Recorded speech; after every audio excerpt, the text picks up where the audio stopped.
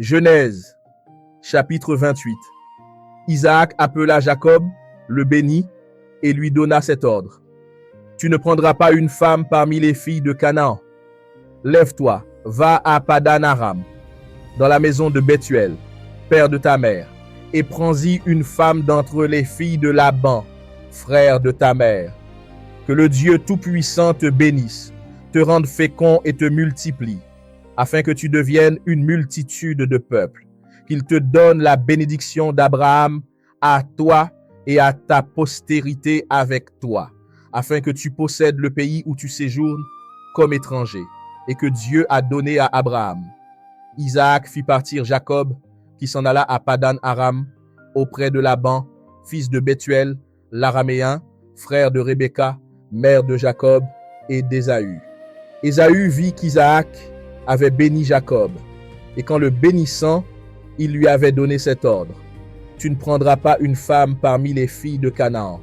Il vit aussi que Jacob avait obéi à son père et à sa mère, et qu'il était parti pour Padan Aram. Ésaü comprit ainsi que les filles de Canaan déplaisaient à Isaac, son père. Et Ésaü alla vers Ismaël. Il prit pour femme, outre les femmes qu'il avait déjà, Mahalat, fille d'Ismaël, fils d'Abraham, sœur de Nébajot. Jacob partit de Beer-Shéba et s'en alla à Charan. Il arriva dans un lieu où il passa la nuit, car le soleil était couché.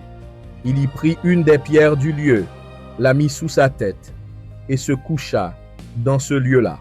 Il eut un songe, et voici, une échelle était appuyée sur la terre, et son sommet touchait au ciel.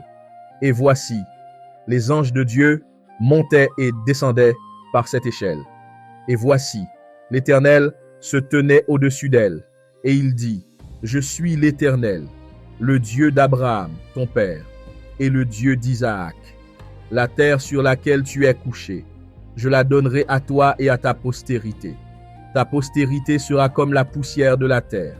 Tu t'étendras à l'Occident et à l'Orient, au nord et au midi, et toutes les familles de la terre seront bénies en toi et en ta postérité. Voici, je suis avec toi, je te garderai partout où tu iras, et je te ramènerai dans ce pays, car je ne t'abandonnerai point, que je n'ai exécuté ce que je te dis.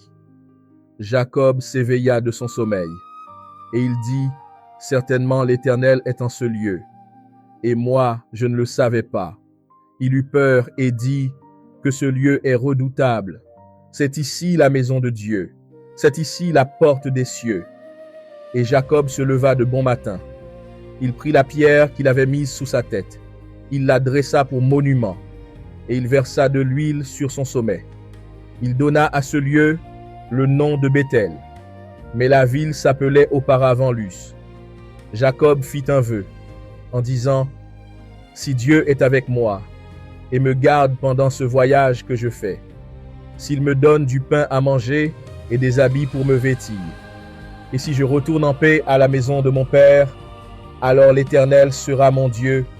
Cette pierre que j'ai dressée pour monument sera la maison de Dieu, et je te donnerai la dîme de tout ce que tu me donneras. »